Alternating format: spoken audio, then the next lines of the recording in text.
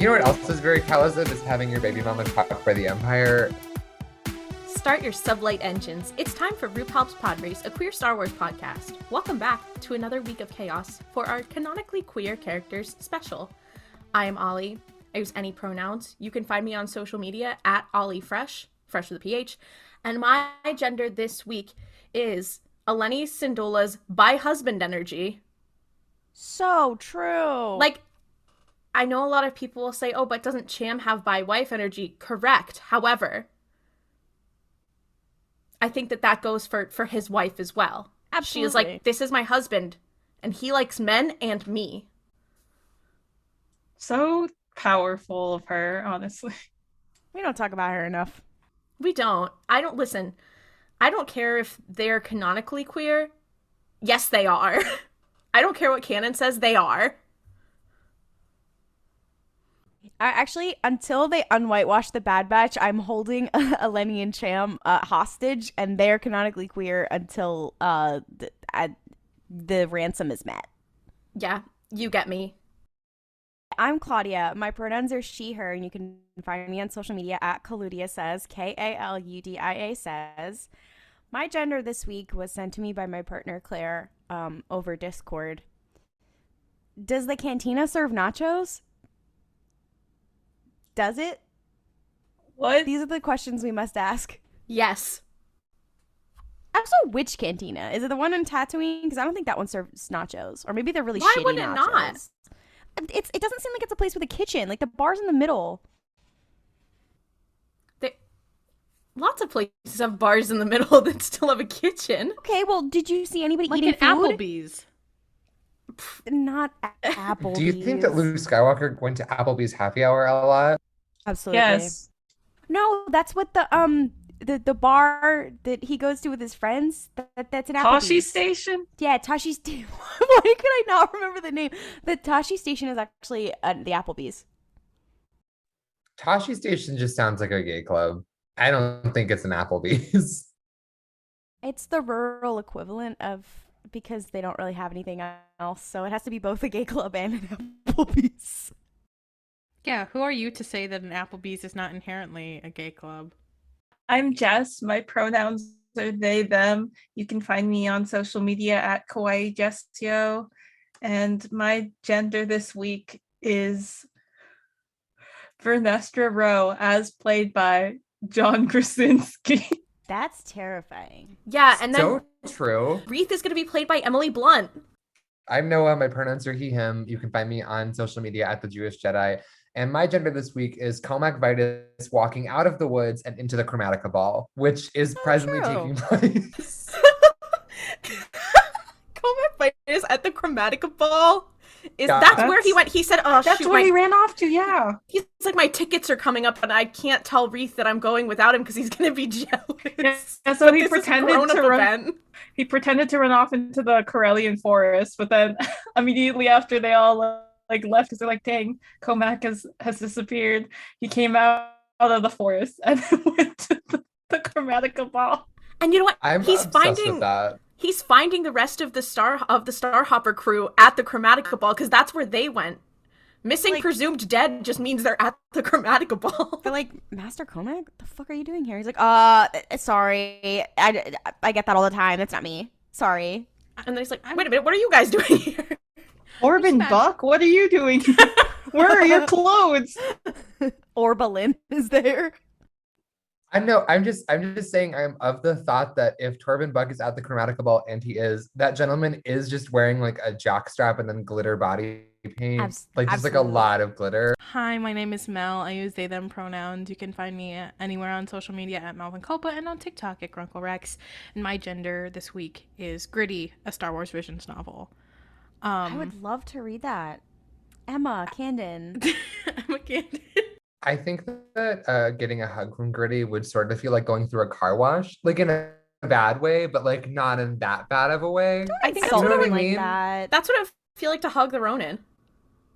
Well, see, the reason I brought that gender this week was because, one, I'm going to be talking about a character from Ronin, a Star Wars Vision novel, and the short The Duel. But also followed by, I was rereading my notes that I wrote in I annotated my copy of Ronin, and was looking through my notes, and I forgot that a character does call the Ronin Grimace. Or Grim. Did talk about, and I was like, oh my god, Grimace, like from McDonald's. And then I was like, wait, no, Gritty. I don't know why I think of those two. I think it's because I think that they are lovers. They're boyfriends. Oh, Exactly. yeah. Absolutely. Good for them. Anyways, this is a Star Wars podcast. No, it's a gritty podcast now. So y'all see the big hockey game? I'm gonna. No. Anyways, Anyway, I would love to introduce what we are doing today. So we are having a fun little roundtable conversation about characters that are canonically queer. Mel, Noah, and I went on to Fulcrum Transmissions, our besties podcast, to talk a little bit.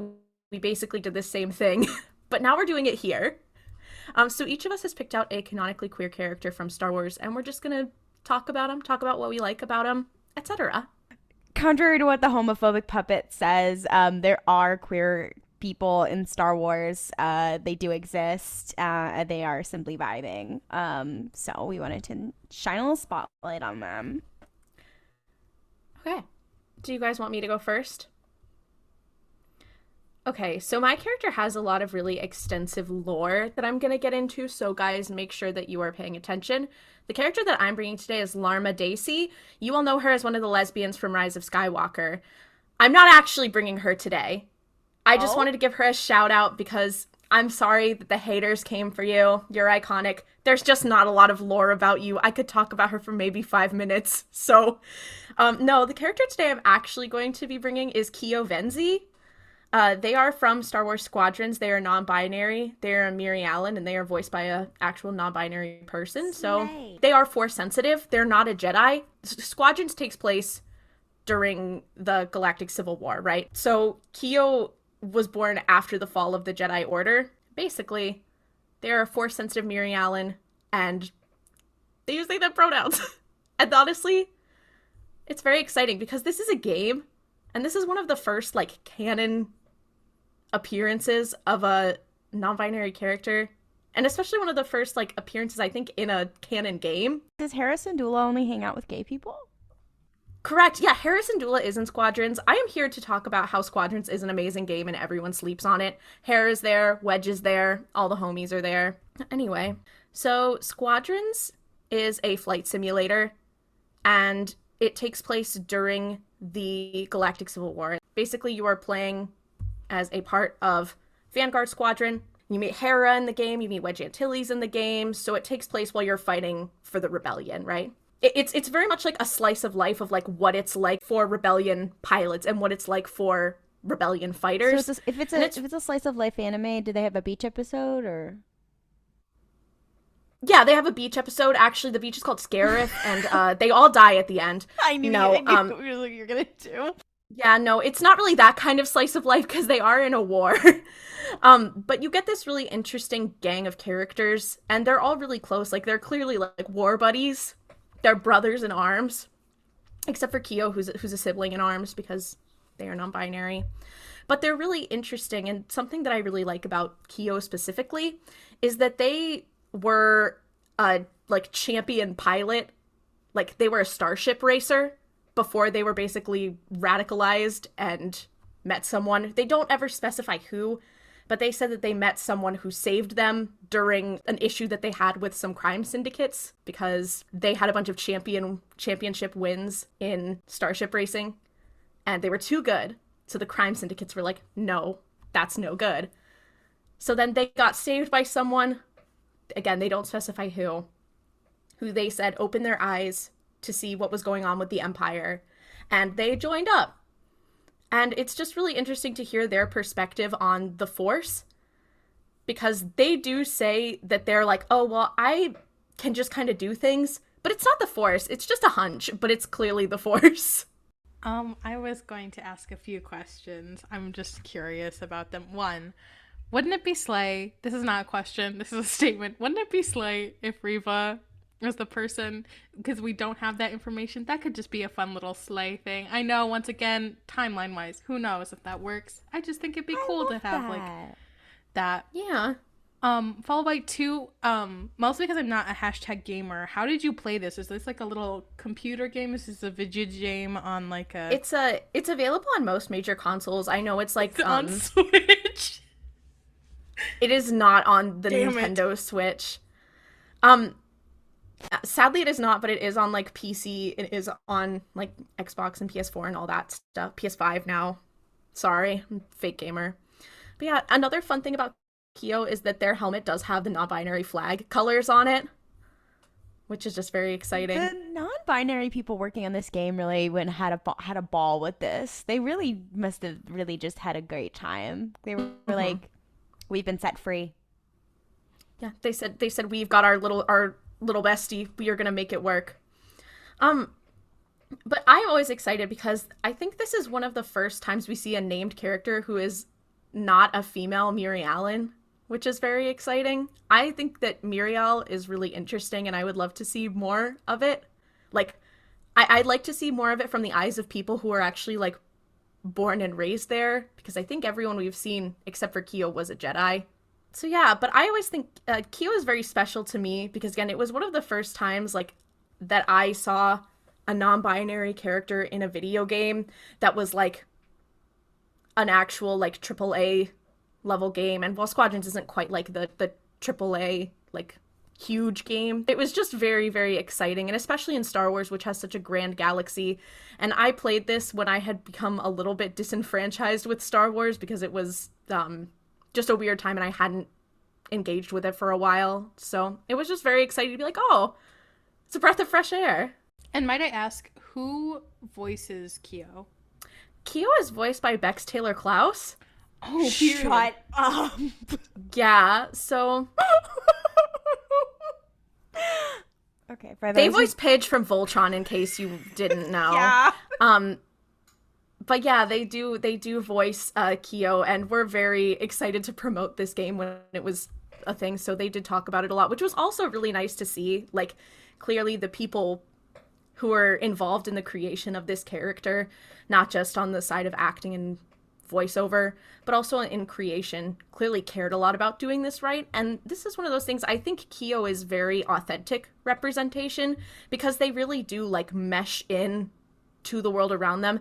And they don't really have a story where they're like, yeah, I use they, them pronouns and I'm non-binary. What are you going to do about it? Like, there's never really a scene like that. It's very much, it's very similar to Cantum Sai in a way that's just who they are, and everyone else in the universe is like, awesome, cool, I'm down with the cause. Slay.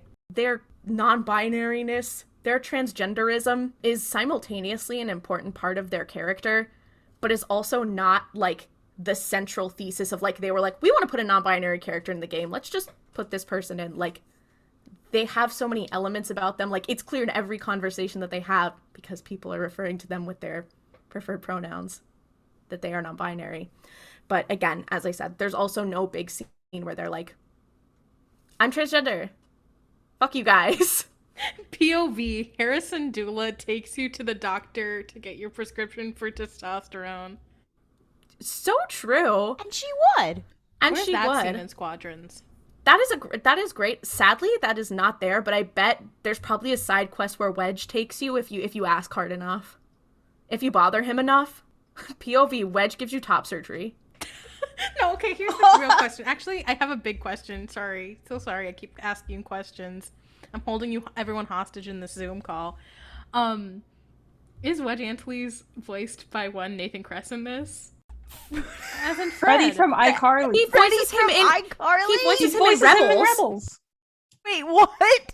You didn't know that? I didn't know that. I heard his voice in Rebels and was just like, Actually- is that Freddie from iCarly? Actually, in Squadrons, I do believe he's voiced by Dennis Lawson, Slay. who plays Wedge Antilles. Oh. Oh, that's very slay.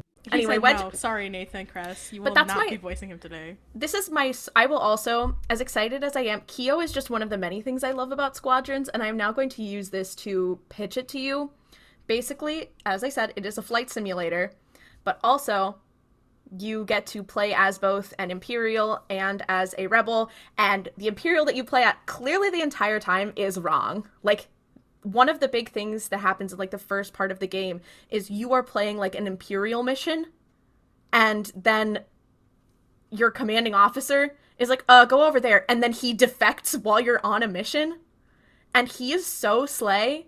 Lyndon, I love you. I'm obsessed with you. But a lot of it is about like what it means to be a rebel and what it means to be an Imperial. And we see a lot of the like skewed thinking because it's juxtaposed like right back to back. You'll do a scene where you're fighting as an Imperial, and then you'll do a scene where you're fighting as a rebel. And you see the flawed thinking and being like, no, the Empire's good, but only because it likes me. And it's just very interesting. Also, there are other gay people in the game. Like, Kyo is not the only person, so... Isn't there, like, a gay Imperial? There is a gay Imperial, yeah. It ain't Star Wars without one. It ain't truly. In closing, Squadrons is a really good game that has multiple queer characters, all of which who I feel are quite authentic. But I also want to shout out my icon, my bestie, Kyo Venzi, who's Force-sensitive, but is also like, no, I'm not, but, like, is. Has anybody here read the Alphabet Squadron books? No. Because I did recently read them, and when you were describing like kind of the vibe of that game, that seems very much like the vibe of Alphabet Squadron. They weren't my favorite books, but they do have a decent amount of queer representation, and they do have a couple things I think in Victory's Price that were very slay. If people want that kind of vibe and they're not gamers, you might enjoy the Alphabet Squad. It's not for me, but there are some very slight things in it. So if you want that kind of vibe in a book, it also exists there. I believe, is there a non-binary character in? I think there is. I believe there is in Alphabet Squadron, but I can't remember. So I'm gonna go next because Ollie brought up a fun, funky, fresh Mary Ellen, but I'm also bringing a fun, funky, fresh Mary Ellen to the table.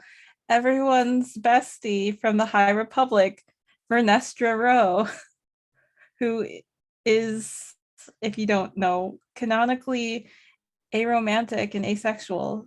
So let's get that Aero Ace representation, squad. Let's go. I love the actual amount of asexual representation in Star Wars because we have V Moretti, what's her name, Sola Naberi, which is Padme's sister, Leox Jossi, Vernestra Rowe, and I feel like there's one other person, or like maybe like a background character, but it's like a decent like 4 people, and some of those are like more main-ish characters in their respective media, which is very slay. So yeah. So Vern is, like I said, a character in the High Republic. She's like one of the main POV characters for specifically the middle grade books. She also is a main POV character in one of the young adult novels, Out of the Shadows. She is one of the youngest Jedi Knights, I think, because she was knighted at 15, which is Yasin Slay of her. Let's go, girl boss. Anakin Skywalker could never. She has a Padawan also at the age of 16. So again, Anakin Skywalker could never. I'm sorry to keep shitting on Anakin. I'm sorry to all the Anakin fans out there. Don't apologize. It's funny and he deserves it. yeah, he absolutely deserves it. Vern, she's honestly one of my favorite characters because she's just. I just want to keep saying like Yasin Slay or like very epic, but in a lot of like media, asexual characters or aromantic characters are like portrayed kind of shitty, as in like, oh, I don't like really like feel, and we're kind of like cold and distant, which I'm just like like I feel like there's like a lot of also like robot characters, obviously they're just like, oh yeah, obviously they're asexual or aromantic because they're a robot, and just like, what are you trying to say there about people who don't experience romantic or sexual attraction, that they're robots? Yikes, no. But Vern And actually, the other like fun asexual characters that have been presented in like Star Wars haven't been like that, which is good, I guess. But Vern specifically, even though she's also a Jedi, has been shown that she's very caring. And even though like yeah, she's just like, I personally like, don't feel that, and I'm trying to like uphold the Jedi beliefs of like, not forming attachments, but I can understand when other people have these kind of attachments and can sympathize or empathize with them very well. And I'm just like, Vern, I love you, bestie.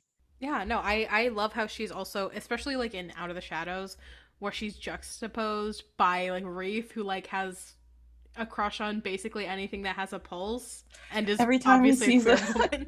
Yeah. Well, it's also Yeah. it's also interesting because in that story, she's also next to like there's also a love story happening with our two bestie lesbians, and we also have Wreath who's like having a fucking moment. It's also very like, I mean, we've talked about like the High Republic has like authentic queer representation all the time, but like, oh yeah, it's authentic and like yeah, queer people hang out with each other, but also like I like also how like she's a young person. It's not like I'm an adult and I whatever. Like she's a young person, and like because she's a middle grade a POV character and sometimes YA, like she's going through like normal teenager stuff, but just happens to be asexual, and like it's not any different. And also like because she's a Jedi, it hammers home the thing of like, no, it's not just people who choose to be celibate or whatever. They are different, which I think is very yes and very slay. Shout out to Justine Ireland. Yeah, that is something else that I find to be particularly like not endearing about Vern, but like I really admire and enjoy about her as a character is that she is being presented to an audience that is relatively young, and to be like, hey, like it's okay, like here's a character who is not experiencing any of those feelings. And when so often YA and like middle grade, I wouldn't say middle grade as much, but like YA is like, yes, like romance and oh, like you have a crush on and whatever. It's nice to have a character who's just like, actually, I am busy. I'm a single mom who works 2 jobs, who loves her kid and never stops. Reba that's my fan cast for Vern is Reba McEntire. She also does have to give Wait, guys. Reva McEntire? You're done. I can't. You're done. So true. A single inquisitor who works 2 jobs. Who hates her coworkers and never stops. Who hates Obi-Wan and never stops. I was also thinking about Vern and how she does have to like give Imri the sex talk. Yeah, I guess kinda. It's very funny to me. I remember when Imri's like, I know about that, Vern, stop. And she's like, oh, thank God. I like to think that like they had that conversation and then after Out of the Shadows, but before The Fallen Star, or Mission to Disaster more aptly, Vern does give Imri a copy of The Keeping and Caring of You, her copy that Stellan gave her, that she was just kind of like browsed and was like, okay, anyways, this is for you. And he's like, I don't know if this is for me. She's like, well, Stellan, but to be fair, it is Stellan's personal copy, like of The Care and Keeping of You. Of The Care and Keeping of You? Does he need to learn how to insert a tampon?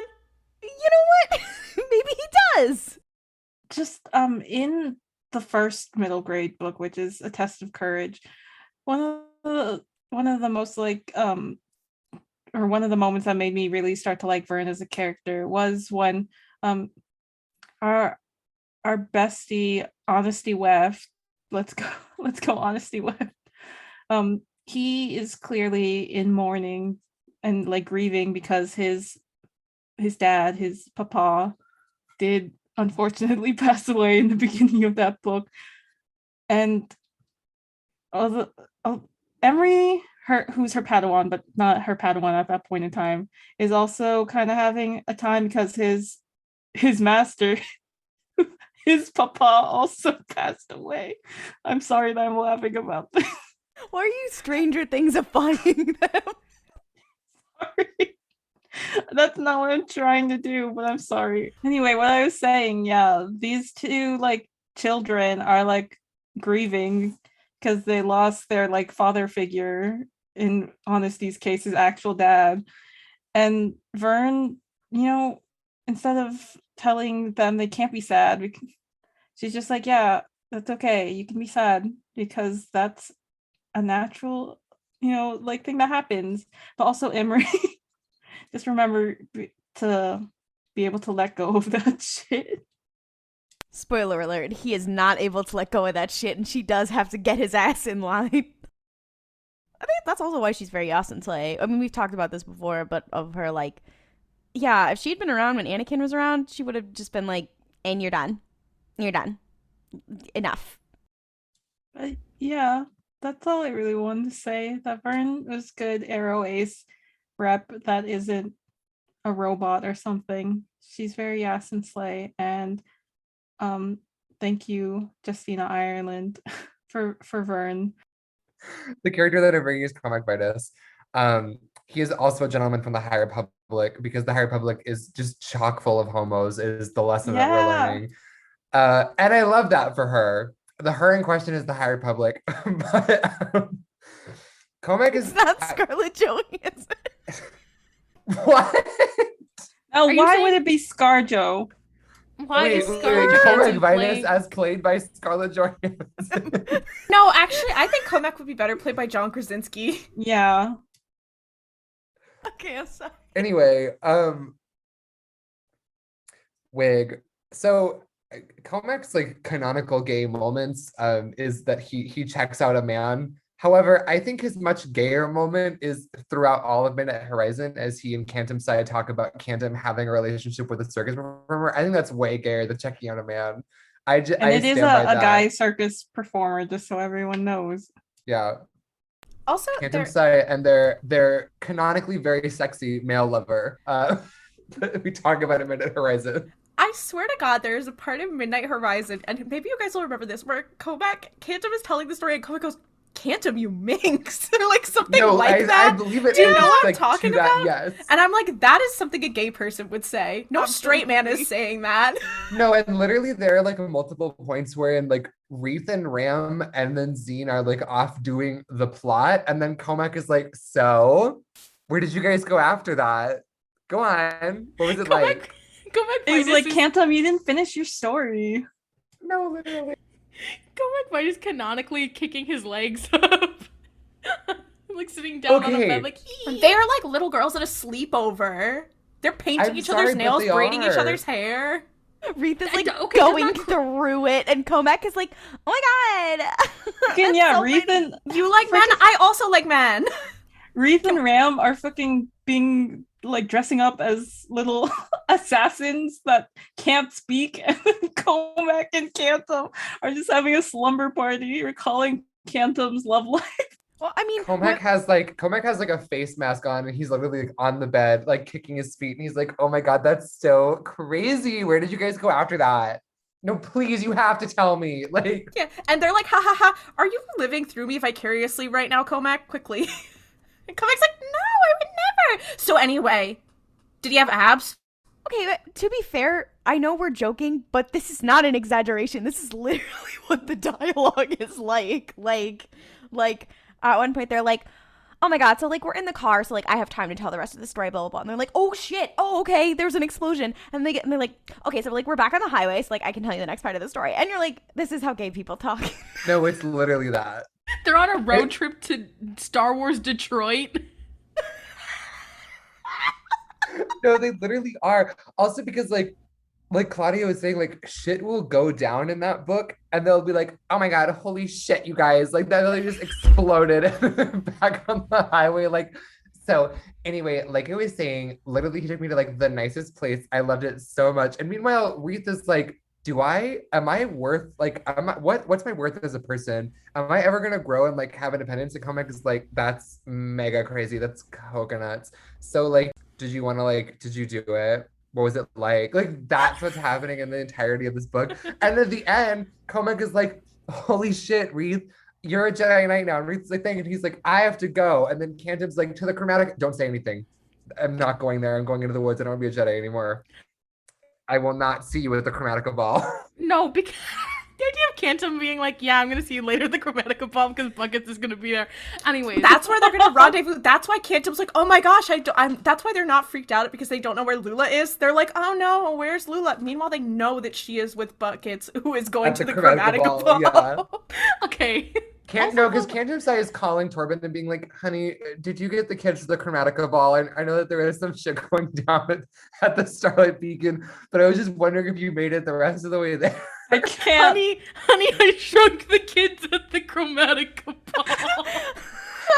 Wow, I can't wait for Phase 3 High Republic Adventures. Okay, Daniel, DJO, if you are listening. Yeah, if you're listening. I like that all like three of us had the same thoughts of like DJO, if you're listening. I will also say at the end of that book, one of the funniest things, I was fucking sobbing reading this, like, Cohmac is like, I got to go! Y'all know that Instagram comedian. Rob. Anyways, point. Rob! Point is, he's like, I gotta go. And I love that part because Cantum is just like, did I do that? Was that... Did I trigger something within you? Or that some like Winter Soldier trigger words like abs, circus? They're literally like, wait, no, that's not the point of my story, homeboy. Like, you don't have to do that. He's like, no, I think I do. I need to spiral right now. He's like, I'm spiraling. My girl boss is no longer with us. I don't know what to do. Okay, and I'm just saying, pre Wreath's knighthood, they're sitting in that tent when Wreath is outside, and he's like, they're gonna fire me for being a Jedi. I just imagine Cohmac is inside with Cantum, and Cantum's like, so what did you like draw out of my story that I told you? Did you get that I was talking about like learning to let go of things that you love because it means that they'll be like okay on their own? And Cohmac is like, I'm re-downloading Grindr. I don't know what you're talking about, but that's what I gleaned from that little narrative section. And Cantum's like, wait, fuck, it's not what I meant. Cantum's like, I have the stupidest friends on the earth. I'm telling you, first of all, Cohmac Vitus in Phase 3, if he is not going through a midlife crisis, I don't know what the point of him is. Second of all, tell me right now that Cohmac Vitus was not the gay bitch in high school walking the mile with the fucking Cookie Monster sweatpants wearing Orla Jareni. Correct. That is the exact dynamic. Was Orla Jareni like eating the Cheetos with the Cookie Monster? The hot no, Cheetos? okay. Yeah, with the chunky, with her very chunky very chunky mascara. Absolutely. Yeah, and then I'm obsessed with that. Oh my god. I'm just saying because then Cohmac goes to the Chromatica Ball and Torban's like, okay, I'll see you at work tomorrow, and he's like, no, you won't. But thank you for the idea. Bye.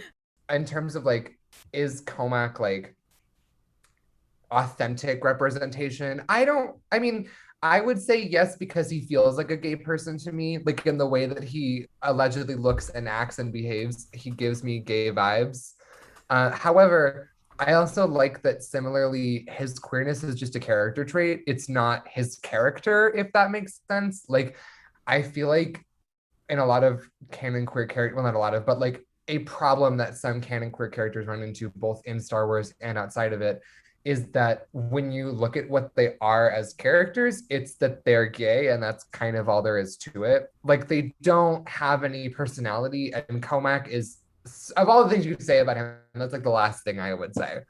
And I think that I joke about him. However, I think that he does feel like an authentic example of a queer adult, and I like that. I think he's very Yasin Slay.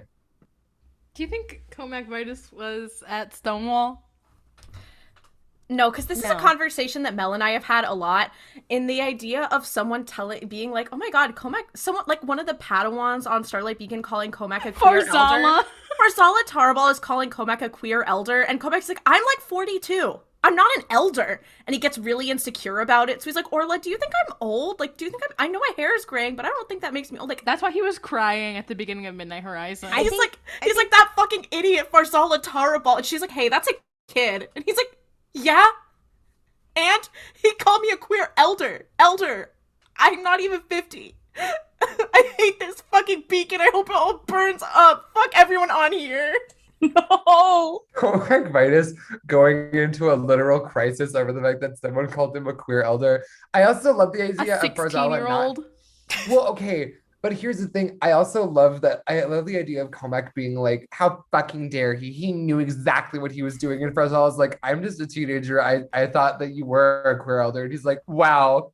Doubling down, how fucking dare you? Also, so hateful that Farzala Tarabal cannot be included in this episode yet. The clock is Canonical. ticking. I'm waiting. I'm He has waiting. he-they vibes. Absolutely. Absolutely. If anyone does. Also, Porter Angle was at Stonewall. He did throw the first brick.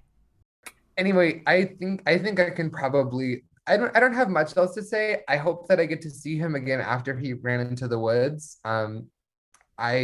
I hope he's not all like scraggly because he's been living in a forest on Corellia. Scrungly Cohmac. Cohmac with a full beard? Very scary. Yeah. I know, because here's my thing. I feel like he emerges from the woods with a full beard, and then sees Wreath, and Wreath is like, "Huh, what the fuck happened to you?" I think the idea that he's like, Stellan grew out a beard and looked distinguished. I grow out a beard and everyone screams when they see me. What's up with that? What is that? It's my turn. I'm bringing a character from Star Wars Visions. Her first appearance was in The Duel, but she's a main character in the Visions novel Ronin by Emma Candon. We have an interview with Emma. Great book, first of all. This is like basically my pitch for you to read the book, while also talking about queer characters, because first of all, basically every bitch in that book is gay. Like every one of them. I think only one character, there's only one character that we just don't know the sexuality of, which is Chie, and Chie is just like her sexuality, I don't know. Her gender, however, is anti. So like that is a vibe enough. So yeah, anyways, I'm gonna be talking about Koru. Koru is the female Sith bandit who duels the Ronin, and she's like, "Your lightsaber, it's red," because she thought she was gonna be fighting like a Jedi, and then he's like, "Nah, fuck you." Turns out it's actually way more fucked up than that. The lore in the Ronin book, basically she started out as a Jedi apprentice, but she had some anger issues, and they were like, "Ooh, we don't love the vibe that you brought to the studio today." She's like, "Okay, well, I'm angry all the time." And then some Jedi is like, "How about you lean into that anger?" And she's like, "Oh, word." And she becomes a Sith.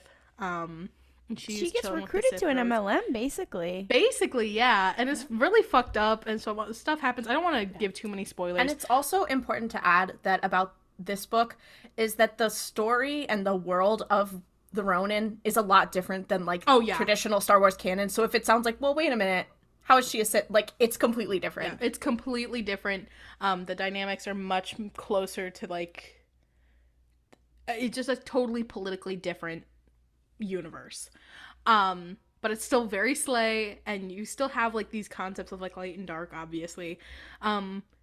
I think of her narrative to be a lot like Ventress's, where it's like this woman who was wronged at a very young age before she could really advocate for herself to do otherwise, is put into this situation. She's like, well, I'm gonna start killing bitches. And then she does for a bit, and then she gets her shit rocked, and she's like, oh, okay, well, and she gets brought back to life in the Ronin novel. She dies in the duel, obviously. Sorry, spoilers for Star Wars Visions. But yeah, she is very slay.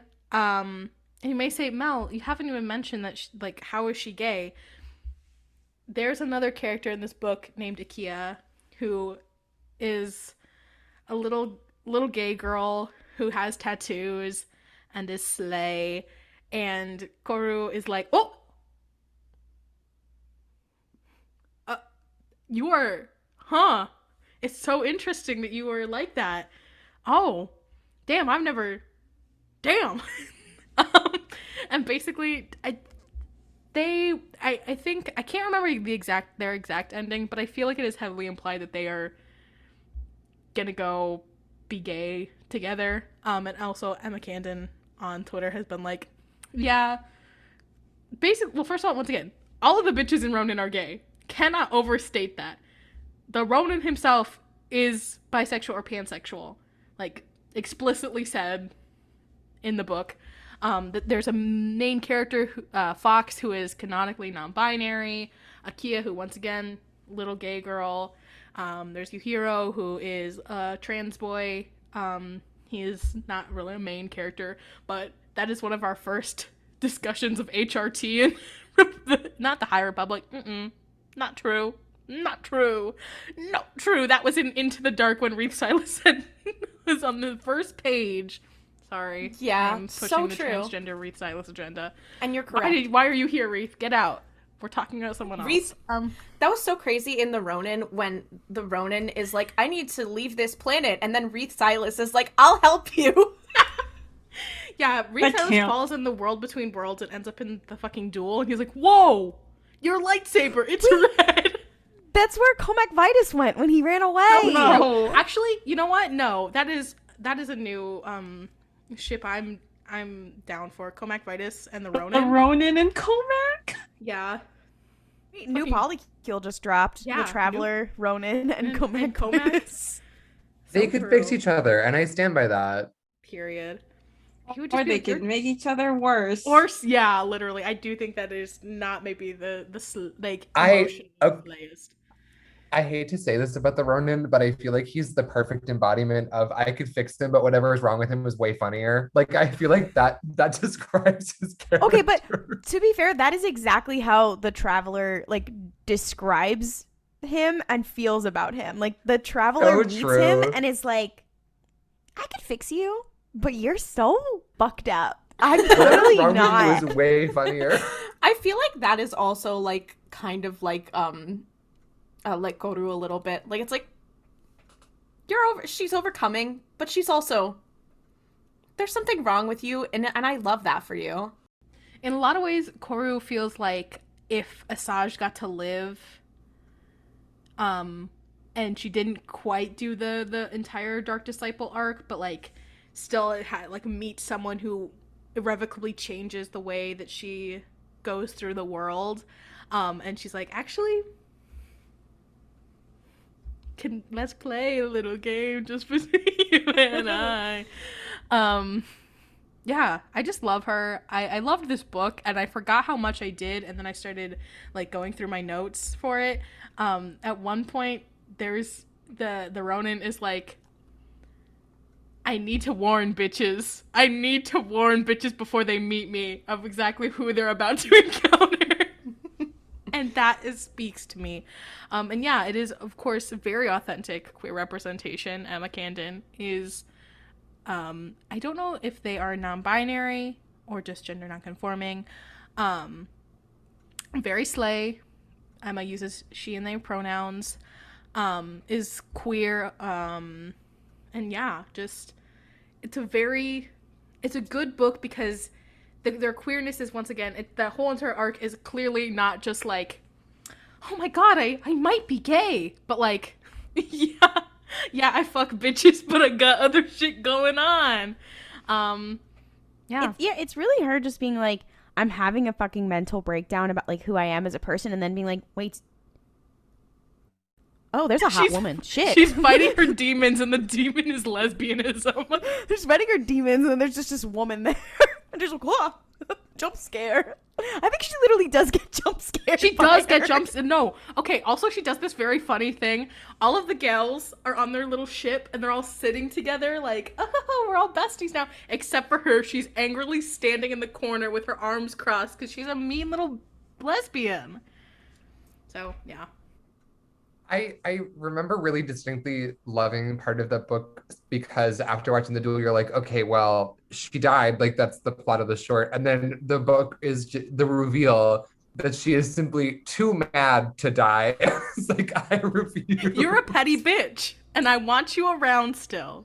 Also, okay, I literally just can't remember. I know that the Ronin is plagued by hashtag the voice. Is she also plagued by the voice? She is also plagued by the voice, but she does not realize that the voice is, major spoilers for Ronin, the Ronin's daughter. Yeah. Okay, yeah. No, because I'm just remembering that because when you're like she's fighting demons and the demons are lesbianism, I imagine that the voice is just like, you're gay. No, and the voice is also saying that to the Ronin too, and it's like, and the voice is always like, Dad, you're gay. Dad, just kiss them on the mouth. Jesus, I'm tired of watching you with this fucking mirror. God, just kiss on the mouth. The voice from Ronin is reading the lesbian master doc to Goru. Gordy's like, Okay, I know, I like because women, but I'm busy. No, because I'm in love with the idea of Koru like trying to like get through her fucking day or like try to kill someone. Meanwhile, in the background is just this ghostly specter being like, "Do you feel like men don't really understand you completely?" like doing a close reading, and she's like, "Please, I'm trying to do my job. I'm trying to kill your dad right now, the please." clip from She's like, you're gay.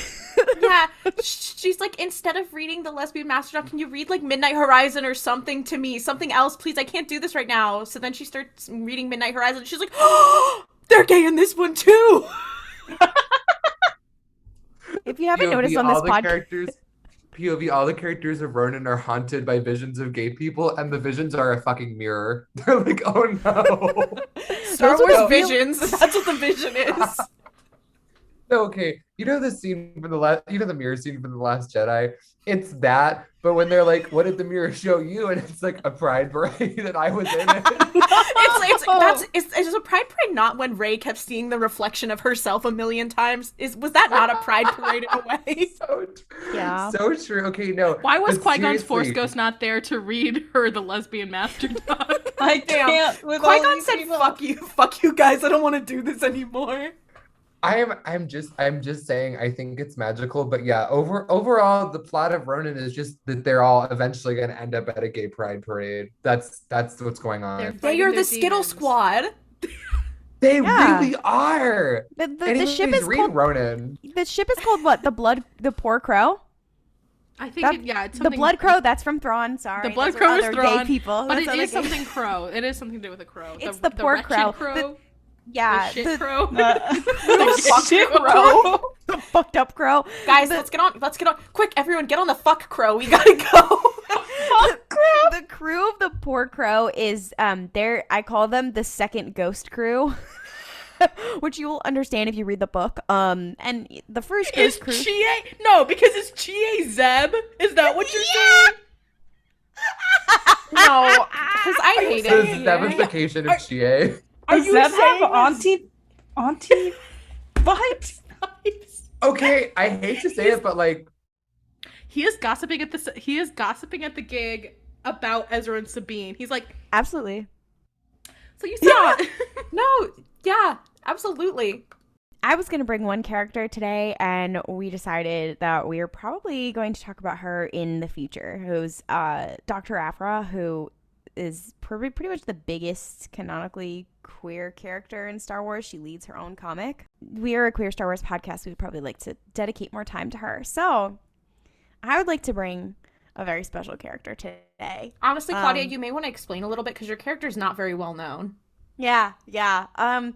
So this character is from a book that has just come out called Padawan.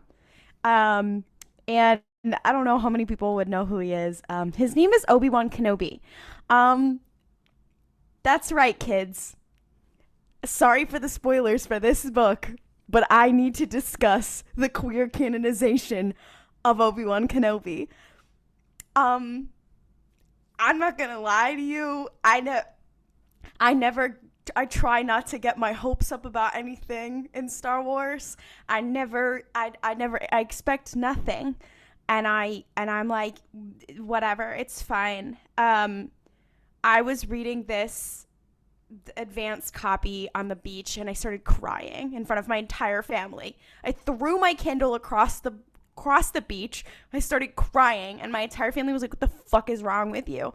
And I was like, I don't know how to explain that they just talked about Obi-Wan Kenobi being attracted to men 3 times in this book. I cannot stress to you how crazy this book will make you feel. We have all joked here about how Obi-Wan is gay for a while. We already have the vibes. And the cool thing is, not only is he gay in this book, canonically gay, but he also has gay vibes in this book, as we have talked about, of like, yeah, there's like the canonization, but there's also the vibes.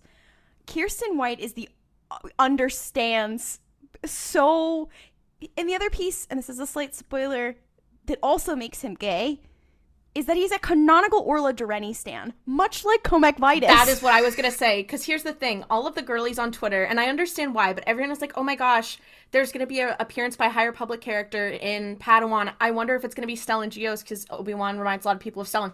When I opened that book and I saw Orla Dureni's name, I about died. I'm just saying, Cohmac is also mentioned. But it ain't about him. How are you as a man, Obi-Wan Kenobi? How are you as a man going to be like, I love Orla Dureni, and then be like, I am straight?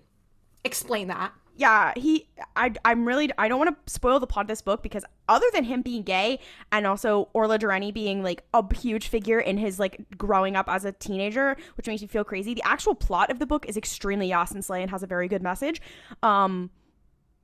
But yeah, canonical Orla Dureni stan Obi-Wan Kenobi. Also canonical Orla Dureni stan Qui-Gon Jinn. Also Elzar is mentioned. Like a trick-ass bitch. In this book. Yeah, he's mentioned in the way about him. He's mentioned in the way that they're like, yeah, Orla was doing something really cool, but then Elzar had to come along and fuck it all up. Obi-Wan's like, I don't know what that's about. Anyway, I'm 16. Okay, sorry. Not to derail the Obi-Wan conversation. I'm so sorry.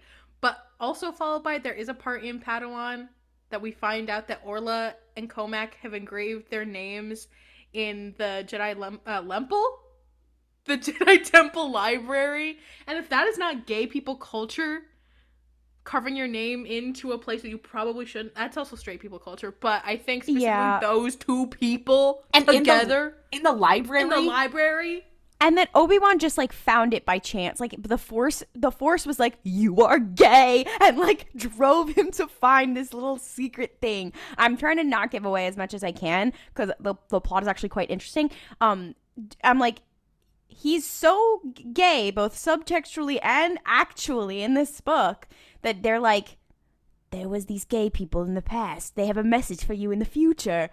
And when I say he's gay, it's like, this is not a spoiler for the plot. I just want to know. But he basically he's having these like doubts about the Jedi Order and like who am I? Oh, they also canonize canonical anxiety haver Obi-Wan. Like he is having a literal anxiety attack for like half of this book, and he's basically like he's gay and he has anxiety. I've never felt more represented in my life. But he basically at one point is like, I don't know if I'm going to leave the Jedi Order. I don't know if I'm going to stay in this place. And he's like, you know, if I stay in this place, he's like, do I want to kiss everyone here? He's like, I don't know. And then like there's this teenage boy who's next to him who's like, I mean, I'd go for it. And he's like, I mean, I would, but like I'm busy and I don't know if I'm gonna still be a Jedi. But he's like, I want to. And you're like, excuse me? Hello? And then he brings it up several more times on how he's like, yeah, I mean, yeah, I would go for anybody, and like I would definitely, you know, kiss somebody on the mouth, either of the people here. And also, I have traditionally thought of Obi-Wan as bisexual. I have changed my mind with this depiction. I do believe he is pansexual. I don't know why. I got a better vibe that way. I don't know what it is. But basically, also in this book there are other like queer characters. There's 2 lesbians, and there is a non-binary character. There's some Mary Allens also. Not Mary Allen's. I'm sorry. Who the ones? What's the one with the head thingies that wave? Togruta? No.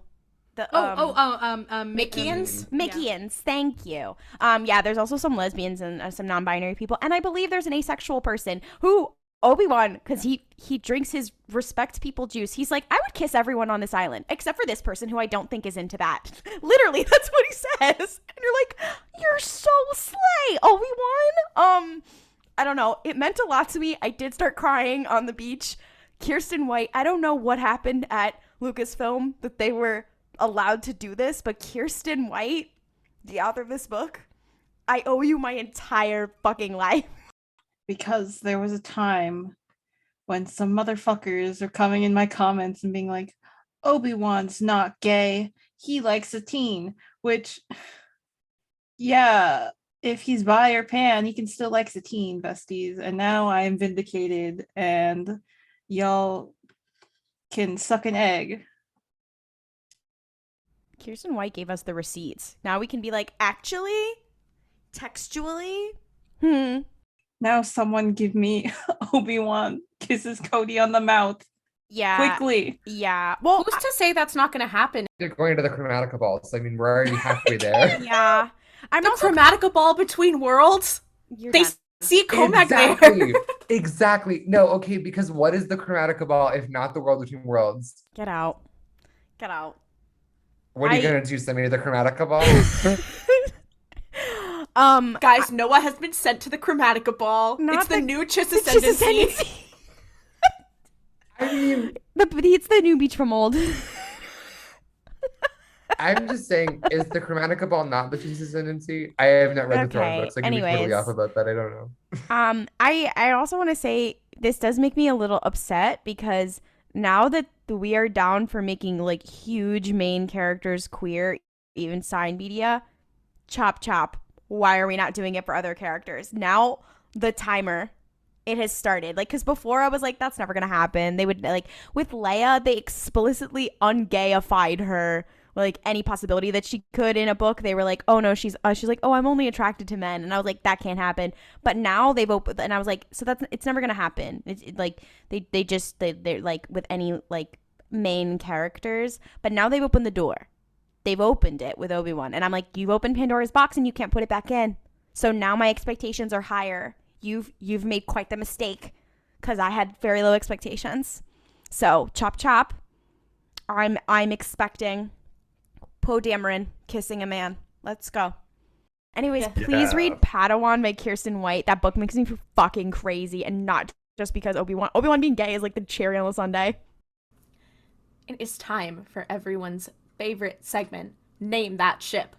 What Name That Ship is it is where one of our hosts will find a fan fiction or be sent a fan fiction. Then we will read the tags, the title, and other relevant information so that the other hosts can try to guess who the main relationship in the fan fiction is. I brought one today that I found in the wild. I will say, this one, I'm obsessed with the summary. I cannot... this is a little different. Because one of the people in the main ship is Reader. However, what I would like for you all to guess, who this person is being shipped with and what the AU is. And it's going to be very, very easy. It sounds very confusing, but I promise it's not. Are we ready?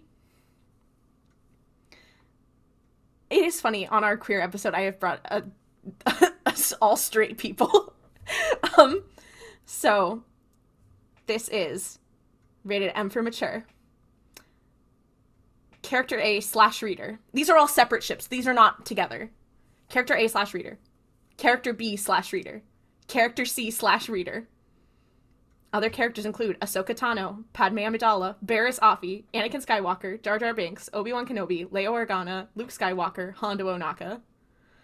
Additional tags: alternate universe, blank fusion, fix it, implied sexual content, unplanned pregnancy, reader insert, POV second person. I won't have anyone judging Reader. She's having her hot girl summer. Okay. Are these characters all prequel characters or Around that era, yeah. Did they all appear in the Clone Wars or just the movies or Yes. One of them has appeared in the movies, the rest appeared in the Clone Wars. Cody is character A. Is one of them Captain Rex? Rex's character B. Is the third one a clone? Yes. Is it Is Wolf? it Fox? It is Wolf, character C. Do you guys want to guess what the AU is? Is it Mamma Mia? It's a Mamma Mia AU. You said Hot Girl Summer and I knew it. Because You they all look the same because they're clones. I get it. I'm obsessed with this, but basically, TLDR, Whirlwind Affairs with 3 clones on 3 planets is not what you had in mind for your vacation, but you figure now is as good a time as any to live a little recklessly. 3 romances, a lifetime of memories, and a broken heart later, you return to Coruscant to live your regularly scheduled life until living a little recklessly has consequences. This is a Mamma Mia AU, but it's also a let's fix everything about Star Wars so everyone is happy and no one dies AU at the same time. This Okay, is and here's the thing. powerful. If this were a movie, I would watch it. No, I'm definitively. like, this is is so That's so powerful. Slay. So slay. yeah. I'm obsessed with this. It's called If It Wasn't for the Knights. So Oh my god. I'm obsessed with this fic. I just had to bring it. I literally found it like right before we started recording. And I believe it's currently updating, so it's not finished yet, but The masterpiece of our time. it's a bit of a long read. It is 35,000 words, so just keep that in mind. Obsessed. Holy shit. The fic I'm bringing, here's the problem. I've also brought one of the most harrowing straight ships of our generation. Are you all ready? Okay. So, this is character A, character B, / character B. I don't think I can name any of these characters without giving away. Actually, I can name one of these characters listed. It can't give it away, but one of the characters in the fanfiction is Obi-Wan Kenobi. Additional tags: romance, psychological drama, fluff and angst, protection, deceit, slow burn, rare pairings. 2 variations of what the ship name would be. I'm so ready because the tags play contain the on- word deceit. A play on words that is a play on words that is the name of the ship, but it's supposed to be like a gothic romance. 2 separate tags that go, okay, okay. Partner betrayal, drama, secret relationship, angst and feels, consensual sex, drama and romance, opposites attract, love / hate, hate to love. Obi-Wan Kenobi. And Obi-Wan Kenobi is in this fic, but he is not one of the characters in the ship. It's a street ship? Yes. Luminara and Maul. No. Damn are it. Are they human? Yes. Both of them. Yes. Are any of them Force users? No. Any of them they- clones? No. Are they main characters? No. Okay. Are they from the movies? Yes. Are they both in the movies? Yes. Okay. Is this a prequels era? From a certain point of view. Okay. Is this Rogue One? From a certain point of view. Well, one of them is definitely from Rogue One, but Is Aelin one of them Erso. Krennic? one is Orson Krennic. Yes! Okay, so it's Orson Krennic and then Is it a woman, character human from? woman. Is A the other human one? woman. Is the other one from Solo? Mon Mothma. Yes, Mon Mothma. Now, would you like to hear the name? Would you like to hear the name of the ship? Oh no! Is it Morrison? Is it either- Memic? It's either Krenma, or and my favorite, Mothic. My favorite painting, American Mothic. Mothic. And And it's they the will two be of taking them? your children. I hate myself when you said American Gothic. I was immediately thinking of American Gothic if it was Ma from the hit horror I knew movie you were Ma. gonna say that. I think that they would be MLM WLW hostility. Absolutely. I think that's definitely fair. I honestly think the idea of Orson Krennic with anybody is laughable and hilarious. So I enjoy seeing him ship with any living human being. I think it's amazing every single time. Yeah, because he's not pulling. Yeah. Jess is like, speak for yourself. So true. Jess just put in chat Orson Krennic ex Jess. No, Okay, don't out me. Sorry. Don't out you. We've talked about this like 14 times on this podcast. You have talked I about just it. think Yeah. Krennic is kind of sexy. Jess, is this why? Okay, yeah. Is this why you kin Brierly Ronin? Because you No, think Orson Krennic is sexy? Is that why? No. That's Yes. not why you Jess kin has Brierly just Ronin. It's gotten- another reason then. Jess has gotten called out so hard in the last 2 minutes. I'm so sorry. The Not many only are you audibly in love with Orson Krennic, you also publicly kin Brierly Ronin. Darkness is falling on the chat right now. Yeah, but I also publicly kin Marcion Rowe. What is your point? Yeah, that's true. Yeah. Well, thank you so much for joining us this week for RuPaul's Pod Race. Stay tuned 2 weeks from now for our Lego Summer Vacation special episode. We have a lot of fun things planned, so check it out when it comes out. For updates, Star Wars news, and more curse shit, you can follow us on social media at RuPaul's Pod Race on Twitter, Instagram, and TikTok. And if you want to ask us a question, feel free to send it to our TikTok Q&A. You can also email us at RuPaul'sPodRace@gmail.com. If you really like our show, please rate and review it on Apple Podcasts, Podchaser, Spotify, or Overcast. It really helps us. And without further ado, may the Force be with you. And don't kriff it up. Waka waka. Waka waka. waka.